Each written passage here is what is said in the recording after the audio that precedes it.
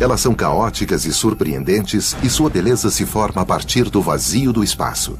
As nebulosas são tudo na galáxia que as estrelas não são. Sopros de matéria, por vezes se unindo e outras se distanciando. Véus diáfanos, malhas encapeladas, algumas escuras, outras reluzindo em cores brilhantes, muitas tomando as formas de coisas estranhamente familiares. O interessante é que quando as pessoas olham para nebulosas, começam a ver coisas nelas. Nem estrelas, nem planetas. Elas são as joias da coroa da galáxia. Agora, o universo revela sua incrível demonstração de nascimento e morte estelares e o ciclo de criação por dentro delas, as nebulosas.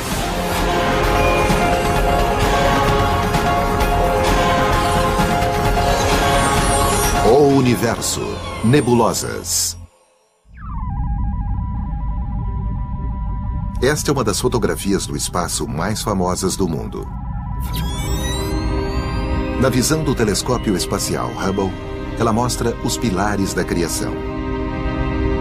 Enormes colunas de poeira e gás, com 7 anos-luz de extensão. Por maiores que sejam, os pilares são apenas uma parte bem pequena de um imenso berçário de estrelas a 6.500 anos-luz da Terra, chamado Nebulosa da Águia.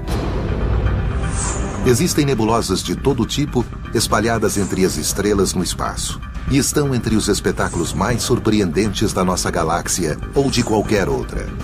As nebulosas são lindas, todas elas. Elas realmente impressionam. Derivadas da palavra grega para nuvem, as nebulosas são exatamente isso. Nuvens de gás e poeira interestelar raramente visíveis a olho nu. Mas com telescópios no espaço e na Terra, sua beleza é revelada. Destacando, refletindo ou obscurecendo a luz da galáxia, são regiões onde as estrelas nascem, onde as estrelas morrem e onde explosões destroem a trama do contínuo espaço-tempo. As nebulosas têm formas fantásticas, como as nuvens no céu em um dia de verão. Elas frequentemente evocam imagens muito familiares para nós. Nebulosa da Roseta. Imagens de flores. Nebulosa da Formiga. Imagens de insetos. Nebulosa da Cabeça de Bruxa. Imagens de pessoas. Quando as pessoas olham as nebulosas como um teste de Rorschach, elas começam a ver coisas nelas. Embora as nebulosas recebam números nos catálogos astronômicos, muitas também têm nomes inspirados em sua localização ou forma. Não é difícil, por exemplo, ver por que esta se chama Nebulosa da Borboleta. Ou porque esta é conhecida como Nebulosa Cabeça de Cavalo. E a lista continua. A Nebulosa de Órion. A Nebulosa Cabeça de Fantasma. A Nebulosa da Raia. A Nebulosa da Hélice. A Nebulosa Olho de Gato. A Nebulosa da América do Norte. A Nebulosa do Pelicano. As surpreendentes formas que as nebulosas assumem faz com que sejam consideradas as atrações turísticas da galáxia. Se você está com a família em um disco voador e estiver passeando pela Via Láctea procurando um lugar interessante para parar, você vai parar numa nebulosa. Assim como as atrações turísticas na Terra, as nebulosas nos convidam a olhá-las mais de perto. Cara, é uma escalada. Uma das maiores atrações no céu noturno é a Grande Nebulosa de Órion. Uma das poucas que se pode ver a olho nu. Em uma noite limpa, ela aparece como uma estrela desfocada na estrada de Órion. Provavelmente a constelação mais conhecida no céu. E a Nebulosa de Órion é a mais ativa área de formação de estrelas em nossa galáxia. Ela ilumina o céu como nenhuma outra. Ela é das grandes. Em termos de nebulosas, é a placa de Hollywood. E o motivo pelo qual os viajantes querem chegar perto de atrações turísticas é o mesmo pelo qual os astrônomos querem dar uma olhada mais de perto nas nebulosas. Ambos querem tirar fotos. Isso. Afinal, a graça, o turismo, quer seja terreno ou astronômico, está nas fotos. Isso, bem aí. As fotografias de nebulosas ocupam um nicho muito especial. Um nicho muito importante, creio eu. Porque elas realmente estão no auge. Elas estão na confluência da arte e da ciência. Mas para conseguir boas fotos de uma nebulosa, não basta apenas apontar a câmera e clicar. Nas montanhas ao norte de San Diego, um grupo de astrônomos amadores tem um longo caminho a percorrer na busca por nebulosas e para tirar boas fotos. É um bom tempo de estrada, mas vale a pena vir aqui. Uma noite sob as estrelas, mesmo que eu não consiga nenhuma imagem, vale a pena. Só para ver o que eu não posso ver da minha casa. Com um equipamento tão complexo, esses entusiastas dizem que não estão apenas tirando fotos. Aqui a palavra usada é registro. E seus alvos favoritos são as nebulosas. Só de poder olhar para elas e imaginar o que está acontecendo lá naquela nuvem de gás e poder ver o lugar onde as estrelas estão se formando é uma experiência sensorial incrível, sem igual.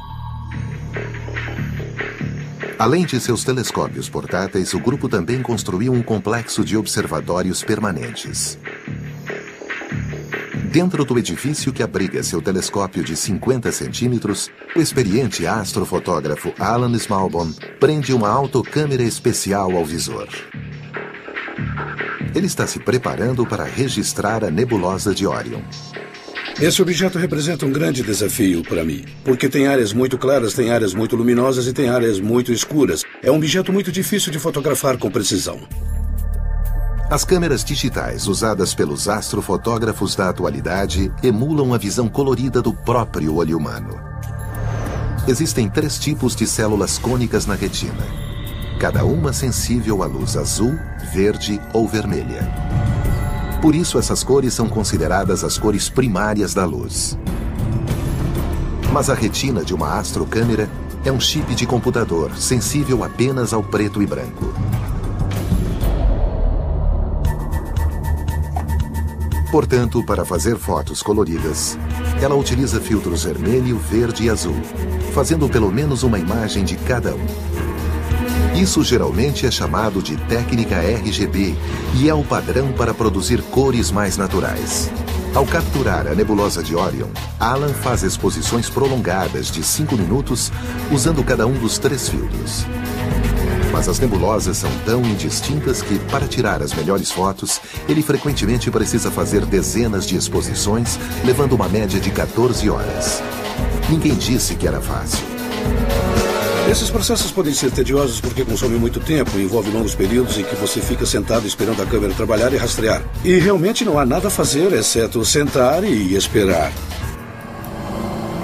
Depois, Alan carrega as imagens não tratadas em seu computador. Nele, as diferentes combinações de pontos vermelhos, azuis e verdes trabalham como uma TV em cores para criar todos os outros matizes do espectro.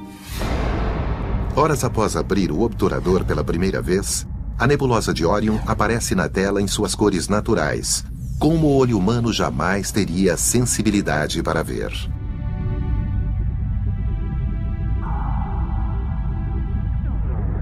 As incríveis imagens destas e de outras formações demonstram o motivo por que, quando o assunto são as nebulosas, a astrofotografia é indispensável. A combinação do telescópio e da câmera realmente permite que se veja detalhes e estruturas das nebulosas que você não teria condições de ver a olho nu, porque são muito fracas e difusas. Com 15 anos de extensão, é uma nuvem enorme, composta em sua maior parte por hidrogênio. É o exemplo mais perfeito do tipo de nebulosa conhecida como nebulosa de emissão. Ela é o berço das maiores estrelas que nascem em nossa galáxia. E é o exemplo mais próximo desse processo para nós. Então, quando você olha para a grande nebulosa de Orion, está olhando para o nascimento de estrelas. Entre as milhares de estrelas jovens na nebulosa de Orion, há 4 que se destacam. Os cantos de um aglomerado de estrelas chamado trapézio, devido à sua forma trapezoidal. Enormes e quentes, elas são responsáveis por este espetáculo astronômico luminoso. O trapézio no centro da grande nebulosa de Órion é o que energiza, é o que faz dela uma nebulosa. Se não tivesse as estrelas do trapézio, seria uma nuvem escura. A radiação das estrelas do trapézio esculpe o gás circundante e faz com que reluza com a luz emitida.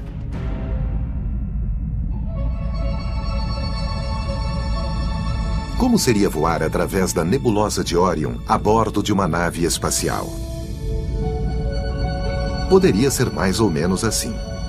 Esta é uma simulação de supercomputador incrivelmente precisa, baseada em dados detalhados do telescópio espacial Hubble e montada pelo astrônomo Robert Odell, da Universidade Vanderbilt. Ao penetrar a nuvem gigantesca, vemos as 4 estrelas brilhantes do trapézio, suas posições em 3D agora claramente evidentes. De tão intensa, sua energia criou uma depressão no centro da nebulosa. As estrelas do trapézio são brilhantes que, se não fosse o realce dado por nossa tela, elas acobertariam o restante da nebulosa. Os glóbulos escuros, chamados proplídeos ou discos protoplanetários, são mantos de poeira cercando estrelas recém-formadas, e graças aos fortes ventos estelares do trapézio, são obrigados a assumir a forma de gota. Um deles mostra claramente um anel de destroços orbitando sua estrela central. Fortes evidências de que um novo sistema de planetas está se formando. Nossa rota de saída da nebulosa de Órion mostra o ângulo pelo qual enxergamos da Terra. Mas a 1.300 anos-luz de distância, para nós, não passa de uma pequena mancha no espaço. Imagine sua aparência apenas 4 anos-luz a distância até a estrela mais próxima de nós. Se nós estivéssemos tão próximos da nebulosa de Órion quanto a estrela mais próxima está de nós, seria tão brilhante que nem saberíamos da existência do céu escuro. Nós não veríamos as outras estrelas. Nós praticamente não saberíamos das outras galáxias só pelo fato dela ser tão brilhante. Nós veríamos apenas a nebulosa de Órion e o Sol. Felizmente, vivemos em um ponto da galáxia onde os nossos telescópios e câmeras podem varrer os céus para isolar as joias que chamamos de nebulosas. Existem 5 tipos principais. As nebulosas de emissão, como Órion, são chamadas de regiões H2. H2 descreve o hidrogênio molecular, excitado por estrelas quentes para emitir luz. Em outros lugares, existem as nebulosas de reflexão, onde as estrelas brilhantes afastaram o gás circundante, deixando apenas poeira para refletir a luz das estrelas.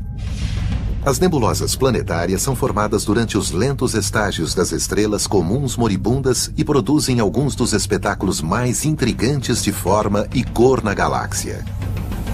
Os gestos de supernova também são reminiscentes de mortes estelares, mas de estrelas enormes cuja vida termina em explosões imensas. E, finalmente, existem as nebulosas escuras, nuvens de gás e poeira interestelar visíveis, geralmente porque aparecem em silhueta contra as nebulosas brilhantes atrás delas. Com o tempo, as estrelas vão nascer dentro delas. Mas a origem das nuvens de estrelas, gás e poeira das galáxias é o fenômeno mais intrigante de todos. Brotando do misterioso meio interestelar, a charada das nebulosas é como podem se formar a partir daquilo que é praticamente um nada. O espaço e seu imenso vazio têm muito mais do que os olhos podem ver. Preenchendo as distâncias entre o Sol e todos os seus vizinhos galácticos está o meio interestelar, ou ISM. Quando pensamos na escuridão entre as estrelas, nós às vezes pensamos que não há mais nada lá, apenas o vácuo no espaço. Mas na verdade, até mesmo o chamado vácuo no espaço está cheio de poeira e gás. Mas ele é bem rarefeito. Quão rarefeito? Talvez melhor do que o melhor vácuo que podemos criar no planeta Terra. As partículas dentro do meio interestelar são 90% de átomos de hidrogênio, 10% de hélio e apenas rastros de outros elementos e partículas minúsculas de poeira. A existência do gás e da poeira ficam evidentes ao se observar a Via Láctea, o grupamento de estrelas que vemos em ângulo de nossa galáxia a partir da Terra. Lá, os espaços escuros parecem estar vazios, mas na realidade o oposto é verdadeiro. Aqueles espaços não estão desprovidos de estrelas. Na verdade, são poeira entre nós e as estrelas distantes no plano da nossa galáxia, e eles bloqueiam aquela luz. E você os vê em silhueta. As faixas negras de gás e poeira nos mostram onde o meio interestelar está se aglomerando para criar nebulosas em sua forma mais primordial. Vemos essas nebulosas escuras como sombras contra as estrelas ao fundo. A nebulosa da Cobra fica a 650 anos-luz de distância e tem aproximadamente 3 anos-luz de extensão. Outra mais escura ainda é Barnard 68, em honra a Edward Emerson Barnard, o astrônomo que a descobriu. Tais nebulosas podem ser espessas o suficiente para bloquear a luz das estrelas atrás delas, mas o gás e a poeira dentro ainda são bem ralos, pelo menos até a gravidade entrar em ação. A gravidade é atrativa. Como consequência, temos aglomerados de gás, não importa quão rarefeitos, sendo atraídos pela gravidade até haver grumos de material nuclear se condensando. À medida que a gravidade começa a comprimir o gás, ele começa a se aquecer bastante, gerando as temperaturas de uma estrela. As novas estrelas explodem e nascem, iluminando suas cercanias com um brilho colorido, e as nebulosas escuras restantes ficam destacadas. E como as nebulosas brilhantes, suas formas sugerem nomes. A nebulosa Tromba de Elefante, a nebulosa do Cone e a nebulosa da Chama, onde áreas escuras e claras criam uma das imagens mais dramáticas dos céus. As cores luminosas das regiões formadoras de estrelas vêm dos gases das nebulosas excitadas pela radiação ultravioleta invisível das estrelas novas das proximidades que estão quentes. A luz ultravioleta daquelas estrelas está arrancando elétrons no gás em sua vizinhança. Esses elétrons ficam flutuando por dias ou semanas e então finalmente encontram um próton solitário ou outro núcleo positivamente carregado, e eles entrarão em suas órbitas. E quando fazem isso, eles emitem luz. Na Universidade de Rochester, o astrônomo Adam Frank compara a agitação de gases em uma nebulosa a um jogo de basquete. Este jogo de basquete é uma ótima analogia, embora terrestre, para o que acontece numa nebulosa. Aqui, tô passando! Aqui, ó! Passa, toca a bola! Aê! É isso aí! Vamos tocar, vamos distribuir a bola! Na quadra temos o Rochester enfrentando o NYU. Os jogadores de basquete são bem parecidos com as estrelas no centro de uma nebulosa. Quando algo excitante acontece na quadra, você vê a multidão ficando toda agitada. A multidão se levanta, torce, emite energia. Nesse caso, é energia sonora, mas na nebulosa seria luz. Esta é exatamente a mesma coisa que acontece quando um elétron é arrancado de um átomo. Fica voando por um tempo e então encontra outro átomo com o qual se recombinar. E ao mesmo tempo, ele emite energia.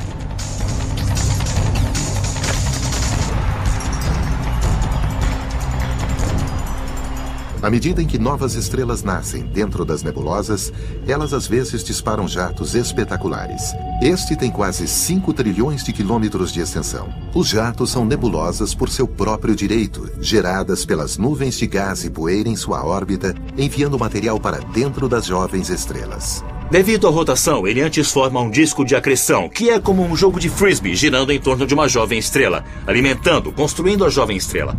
Mas sempre existem campos magnéticos no meio desse gás, e à medida que o disco gira, o material se acumula sobre as linhas de campo, como as chamamos. E ele gira e então é lançado para o espaço. Finalmente, as linhas de campo são envergadas, colimando o jato, criando uma coluna de jato bem sólida. Assim como os jatos estelares, as nebulosas da galáxia exibem uma profusão de bolhas, ondas de choque, pilares e até montanhas. Estas são chamadas montanhas da criação. Uma nebulosa frequentemente comparada aos famosos pilares da criação, mas de fato, 10 vezes maiores. Embora tenham 70 anos-luz de extensão, esta imagem, feita em luz visível, revela uma aparência sutil. Mas veja o que acontece quando olhamos para uma foto do telescópio espacial Spitzer, que os vê em infravermelho. O comprimento de onda da luz infravermelha é ligeiramente mais longo do que aquele da luz visível. É mais vermelha do que a luz vermelha. Costumamos ver a luz infravermelha de corpos como os nossos, que são cálidos, mas não extremamente quentes. Já que a luz infravermelha é emitida por qualquer coisa que está quente, costuma ser usada para detectar calor. Nas câmeras especiais, cada temperatura é detectada com uma cor infravermelha, que nós não enxergamos. Depois, ela é traduzida para uma cor visível que podemos enxergar.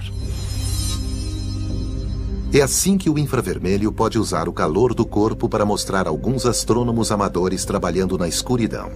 De outro modo, teríamos que acender uma luz para poder vê-los. O mesmo princípio se aplica no espaço. Esta é a nebulosa da Águia, mostrada em luz visível. Mas o telescópio Spitzer, que usa infravermelho, a vê de uma maneira muito diferente, revelando uma região de poeira extremamente quente vista aqui em vermelho. Mas você tem de se perguntar o que poderia deixar a poeira tão quente? As estrelas na nebulosa? Não são luminosas nem quentes o bastante, mas talvez a explosão de uma supernova. Talvez a morte violenta de uma estrela. Uma supernova poderia produzir uma onda de choque enorme que poderia ter um impacto substancial, porque a nebulosa da Águia é o lar dos pilares da criação. Para os pilares não parece que vai ser muito bom. O grande problema é que aquela onda de choque da supernova, que está se expandindo a partir da estrela que está explodindo, cedo ou tarde vai atingir aqueles pilares. E quando atingir os pilares, vai evaporá-los e eles serão destruídos, deixando as estrelas que estão se formando nos pilares para trás. Mas todo aquele gás e poeira e aquelas belíssimas formas parecidas com pilares simplesmente vão desaparecer. O infravermelho, que revela o destino dos famosos pilares, é apenas uma das ferramentas na caixa dos astrônomos.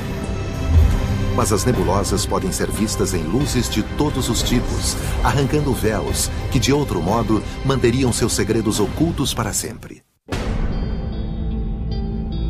No universo repleto de luz, os astrônomos aprenderam a ver as estrelas analisando luzes de diferentes tipos, como as imagens em infravermelho do telescópio espacial Spitzer. O infravermelho é apenas uma região do espectro eletromagnético, uma escala imensa que usamos para medir os comprimentos de onda de todos os tipos de radiação. Em um extremo estão as ondas de rádio com os comprimentos de onda mais longos, e no outro extremo os raios gama com os mais curtos, e entre eles as outras faixas, incluindo a luz visível, que é uma fração tão minúscula do todo que é difícil de imaginar. E qual é o tamanho do espectro visível? Se você tivesse um rolo de filme representando todo o espectro eletromagnético, estendendo-se 4.000 quilômetros, da Califórnia ao Alasca, a seção que conteria o espectro visível cairia mais ou menos no meio, perto da Universidade de Washington.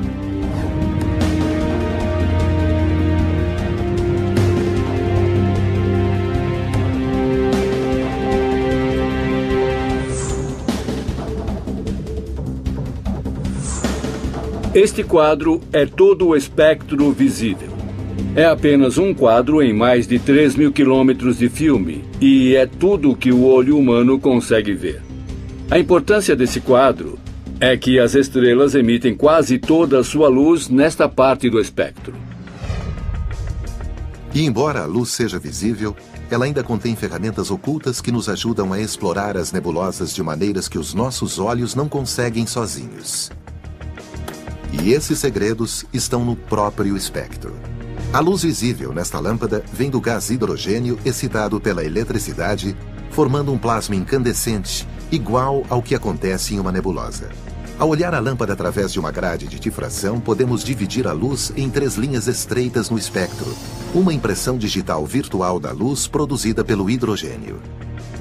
No espectro, você vê 3 linhas. Uma é vermelha, uma é azul claro e a outra é azul profundo. Esse padrão de comprimentos de onda é absolutamente único para o hidrogênio e não há maneira de confundir o hidrogênio no espectro de uma nebulosa com qualquer outro elemento. É como a multidão em nosso jogo de basquete. A massa de torcedores é composta por fãs individuais e cada um tem a sua própria voz. Vozes que poderíamos distinguir claramente se tivéssemos como isolá-las.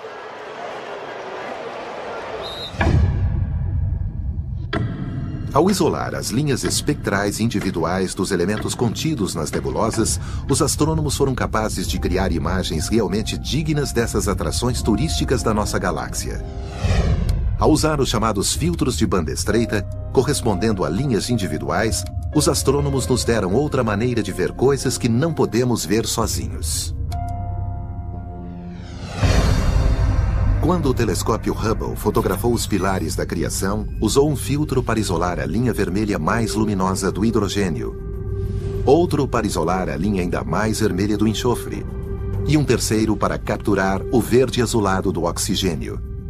Zoltan Levey, um especialista em imagens, monta os componentes de modo a formar uma imagem totalmente colorida que revela mais do que a soma de suas partes. Ao passar imagens de uma nebulosa através de um filtro que isola a luz de um elemento em particular, podemos ver a distribuição desse elemento pela nebulosa. Mas muito mais do que isso, vemos como as condições físicas variam em toda a nebulosa. Se as verdadeiras cores das linhas do hidrogênio, oxigênio e enxofre fossem combinadas, a imagem dos pilares ficaria mais ou menos assim. Mas a equipe do Hubble traduz cada elemento em uma das cores primárias da luz.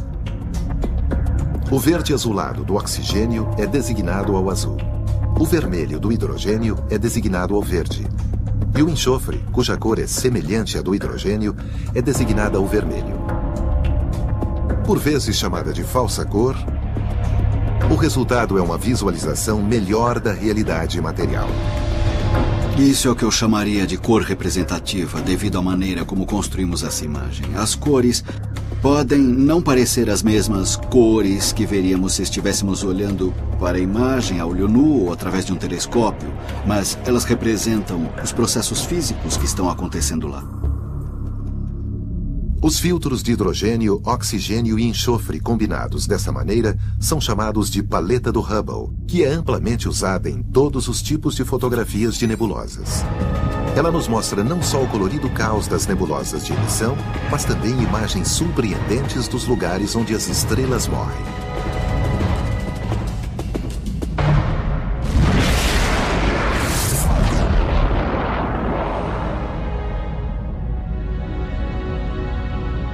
Essas joias belas e complexas que pontilham o cosmo, marcando a extinção de estrelas, chamam-se nebulosas planetárias, um termo cunhado em 1784. As nebulosas planetárias são objetos que não têm nada a ver com planetas, como descobrimos. Elas foram batizadas por William Herschel, que olhou para uma nebulosa planetária pela primeira vez através de um telescópio, viu que era redonda, de cor esverdeada, e isso lhe lembrou o planeta Urano. Os verdes azulados do oxigênio e os vermelhos do hidrogênio dominam as fotos de cores verdadeiras das nebulosas. A nebulosa do Anel é um grande exemplo. Fica a 2.300 anos-luz da Terra e tem 1,3 anos-luz de diâmetro. Ela é considerada um protótipo para as nebulosas planetárias. Mas se comparada a outras nebulosas planetárias, a forma da nebulosa do Anel é simples. É notável que espetáculos como estes acompanhem a morte de praticamente toda a estrela no cosmo, incluindo o nosso próprio Sol, daqui a cerca de 5 bilhões de anos. O destino do Sol é inchar bem no final de sua vida. O Sol encherá metade do céu. Quando o Sol estiver se pondo no oeste, outra parte dele estará se levantando no leste, e ao meio-dia o céu todo será ocupado por esse objeto vermelho vibrante, nos assando até torrar. Nesse momento, o interior da estrela ficará muito instável. Ele tremerá e irá se rachar. E a essa altura, sua superfície, que não tem muita coesão, poderia ser lançada no espaço. Pense nisso como uma espécie de espirro estelar. O envelope externo de gás se expandirá à medida que o Sol passar de uma gigante vermelha a uma anã branca quente. A luz ultravioleta da anã excitará o gás circundante, fazendo com que brilhe, do mesmo modo que nas regiões formadoras de estrelas. O espetáculo reluzente vai durar milhares de anos antes de desvanecer. É praticamente impossível prever que tipo de retrato cósmico o Sol pintará no final de sua vida. Mas observe a incrível variedade de nebulosas planetárias espalhadas pela galáxia. O que torna cada uma tão incrivelmente diferente? E que força motriz está por trás de suas formas enigmáticas? Estima-se que existam 10.000 nebulosas planetárias em nossa galáxia. Cada uma mostrando a morte de uma estrela de maneira singular. Embora cada nebulosa planetária seja gerada por um único sistema estelar, comparativamente seu tamanho é imenso. As nebulosas planetárias são enormes. Se isto entre os meus dedos fosse o sistema solar, o raio de uma nebulosa planetária seria de 1.000 a 10.000 vezes maior. Contudo, devido à sua grande distância da Terra, para nós, a maioria das nebulosas planetárias aparece como pontinhos minúsculos no cosmos.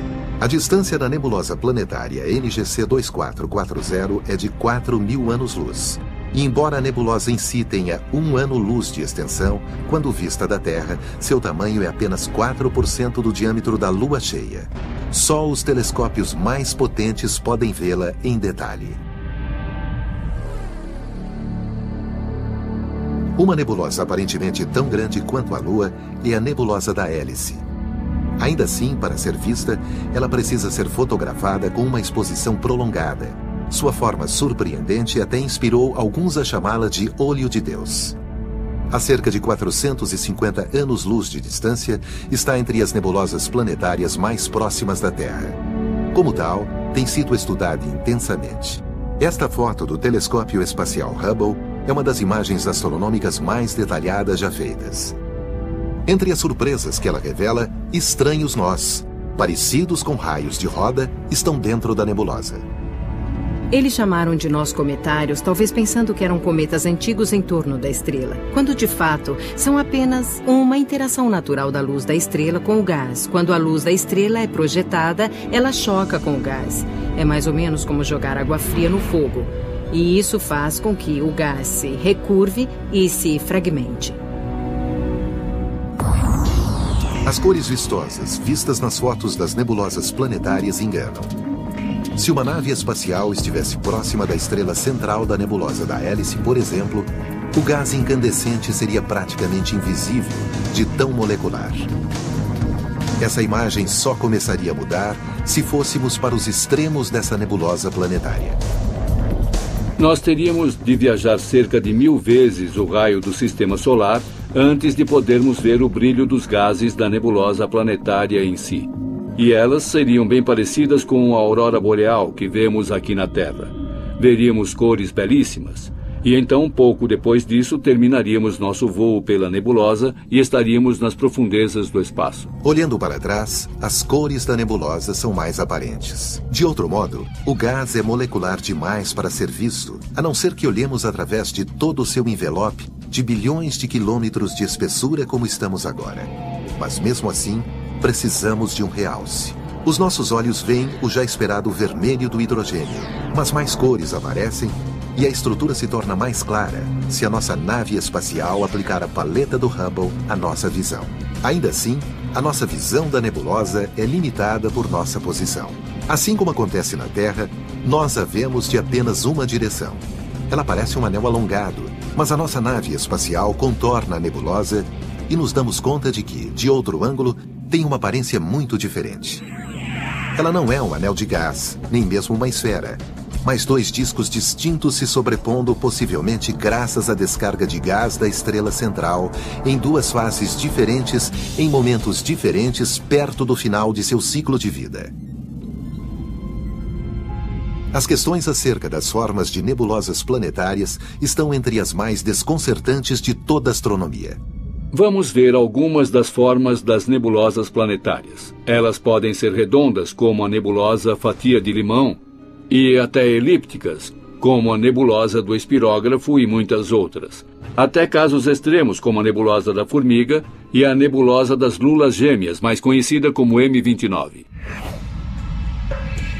Já que uma estrela inicia sua vida como uma esfera, poderíamos esperar que seu último suspiro produzisse uma nebulosa planetária esférica. Mas, de fato, apenas 10% das nebulosas planetárias têm essa forma. Entre as forças motrizes por trás das formas mais exóticas estão os ventos estelares, oriundos das diferentes camadas de gás expelidas pela estrela em diferentes momentos de seu ciclo de morte e em velocidades diferentes. E o resultado é um conjunto de ventos interativos, ventos colidindo com outros ventos em seu interior. Esse é um processo que esculpe a nebulosa e ajuda a lhe dar sua forma interessante. As mais intrigantes das nebulosas planetárias são aquelas com formas bipolares. Forças misteriosas, contidas no interior desses estranhos objetos, fazem com que o gás incandescente saia em jatos reminiscentes dos jatos estelares das estrelas no processo de nascer. E como dois fenômenos tão semelhantes podem acontecer tanto no início como no fim da vida estelar. Os jatos são fenômenos onipresentes na astronomia. O que esses jatos têm em comum é a presença de um disco de acreção, que é gás em rotação, campos magnéticos dentro do gás em rotação. E à medida que materiais fluem através do disco de acreção, eles se carregam sobre as linhas de campo e são soprados de volta para o espaço. Mas uma estrela moribunda não tem um disco de material caindo dentro dela, a não ser que faça parte de um par binário, ou duas estrelas orbitando em volta uma da outra. E os pares binários são muito comuns no universo. À medida que as duas estrelas giram em torno uma da outra, uma das estrelas está cedendo massa para a outra. O material flui de uma das estrelas para a outra e se forma um disco de acreção.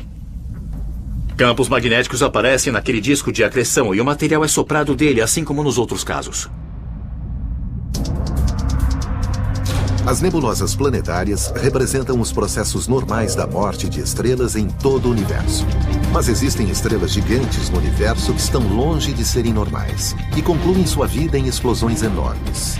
E, frequentemente, as nebulosas resultantes são as únicas pistas de como encontraram o seu violento fim. Em 1054, uma estrela gigantesca explodiu a 6.300 anos-luz do Sistema Solar. Da Terra, parecia ser uma estrela nova, a mais brilhante no céu. Era 10 vezes maior do que Vênus e ficou visível em plena luz do dia por 29 dias. Ela foi vista por astrônomos chineses e talvez pelo povo Anasazi do Novo México, como se pode ver em um de seus petroglifos. Ela desvaneceu quase tão rapidamente quanto apareceu e hoje só podemos vê-la usando telescópios. Mas o que restou dela é espetacular. 1000 anos depois, nós a chamamos de Nebulosa do Caranguejo, uma de uma série de nebulosas conhecidas como restos de supernovas. Os restos de supernovas são essencialmente as nuvens de destroços em expansão resultantes da explosão estelar de uma estrela realmente grande. É a explosão de morte de uma estrela imensa no final de sua vida. Os restos de supernovas são semelhantes às nebulosas planetárias, pois cada uma resulta da morte de uma estrela. Quando uma estrela inicialmente evolui para se tornar uma nebulosa planetária, ela ejeta massa densa de sua superfície muito lentamente. Mas não é uma explosão, é apenas uma ejeção. Uma supernova é muito mais simples, é apenas uma explosão. Tudo acontece em segundos. E a nebulosa que vemos em volta são os estilhaços que ainda permanecem. O espetáculo de luz vem da onda de choque da explosão colidindo com o material circundante e resultando em sua incandescência. O princípio foi dramaticamente ilustrado como realmente aconteceu em 2004, quando o telescópio espacial Hubble capturou esta onda de choque, atingindo um anel de gás nos restos de uma supernova que explodiu a 160 mil anos-luz de distância em 1987. Mais perto de nós, a nebulosa do Caranguejo permanece como a mais famosa de todos os restos de supernovas. Estudada através de telescópios há 300 anos, ela contém um segredo em seu interior que só foi descoberto em 1968. Bem em seu centro existe um pulsar, girando 30 vezes por segundo. Um pulsar é uma estrela de nêutrons giratória tão densa que apenas uma colher de chá dela pesaria 1 bilhão de toneladas. Aquele, dentro da nebulosa do Caranguejo, tem apenas 29 quilômetros de diâmetro e pesa mais do que o nosso Sol. Ele está girando rápido, mas perdendo energia gradualmente, começará a girar mais devagar. E a energia de sua rotação está sendo transferida para o gás e, de fato, grande parte da radiação dentro daquela nebulosa é alimentada pela diminuição da velocidade do pulsar. Sua radiação é vista como sinistro brilho azul no centro da nebulosa do Caranguejo. Ela é gerada por elétrons movendo-se praticamente à velocidade da luz através dos campos magnéticos do pulsar. Mas existe mais do que apenas um brilho azul. Fotos espaciais recentes revelam que os campos magnéticos estão agitando o centro da nebulosa. Você vê pequenas ondas emanando do pulsar.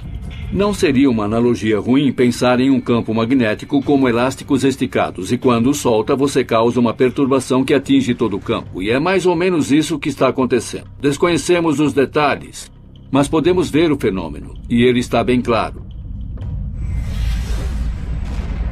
A morte da estrela que formou a nebulosa do Caranguejo é parte do ciclo de vida da galáxia.